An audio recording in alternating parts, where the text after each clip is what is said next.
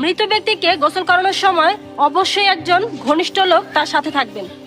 কখনোই কোনো পরিচিত অথবা অপরিচিত কারো হাতে তাকে ছেড়ে দিবেন না।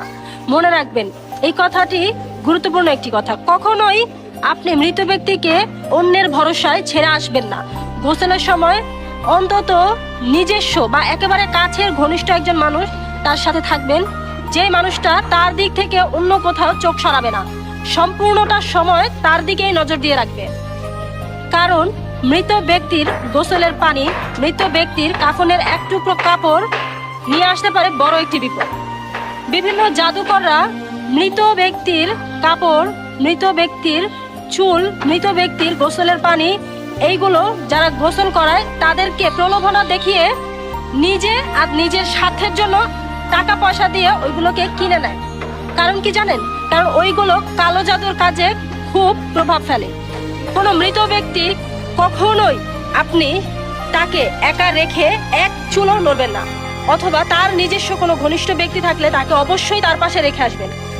মনে রাখবেন, মৃত ব্যক্তির একটি চুল, একটুখানি কাফনের কাপড়, তারপর তার গোসলের যে পানিটা, সেটা যদি কোনো জাদুকরের হাতে চায়, এতে করে মানুষকে ধ্বংস করে দিতে পারে। জাদু করে শুধুমাত্র মুশরিকরা। যে জাদু করে, যে কালো জাদুতে লিপ্ত থাকে, সে কখনোই কোনো মুসলিম হতে পারে না, সে ইসলাম থেকে খারিজ হয়ে যায়। মৃত ব্যক্তির নাক, মৃত ব্যক্তির কান অথবা গোপনাঙ্গ দিয়ে অনেক সময় গোপন কিছু একটা জিনিস ঠোকানো হয়, আর ওইটা হচ্ছে যে কাউকে ধ্বংস করে দেওয়ার জন্য, কারো জীবন নষ্ট করে দেওয়ার জন্য, কাউকে পাগল বানিয়ে দেওয়ার জন্য, অথবা মরণ বান যেটাকে বলে, আমরা যেটা শুনে থাকি সমাজে, ওই রকম মরণ বানের কাজগুলো এভাবেই করানো হয়।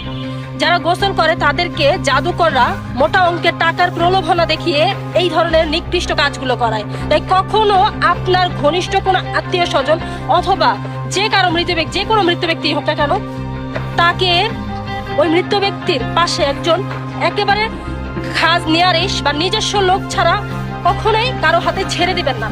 কারণ এতে করে ঘটতে পারে অনেক বড় একটা বিপদ। শুধু এটাই না, মনে রাখবেন, কুকুরের রক্ত, শুকুরের রক্ত, নবজাতকের রক্ত, মৃত ব্যক্তির চুল, মৃত ব্যক্তির কাফনের কাপড়, পানি, তারপরে নাপাক রক্ত, এগুলো ব্যবহার করা হয় অন্যকে বান মারার জন্য, জাদু করার জন্য। কখনোই এই ভুলটা করবেন না। সবসময় সাবধান থাকবেন। মৃত ব্যক্তিকে, আমি আবার বলছি, বারবার বলছি, মৃত ব্যক্তিকে কখনোই অন্যের ভরসায় রেখে চলে আসবেন না। এমন একজনকে তার সামনে রাখবেন যে একটা মিনিটের জন্য তার দিক থেকে অন্য কোথাও চোখ সরাবে না। সম্পূর্ণটা সময় কি হচ্ছে না হচ্ছে সেই জিনিসগুলো যেন খেয়াল রাখে, আর এইরকম বিপদ যেন কারো জীবনে না ঘটে। সাবধান থাকবেন, নিজে সাবধান থাকেন, অন্যকে সাবধান করার জন্য অবশ্যই ভিডিওটা একটা শেয়ার দিয়ে দিবেন, যেন সবাই সাবধান থাকতে পারে এইরকম ভয়ঙ্কর একটা বিপদ থেকে।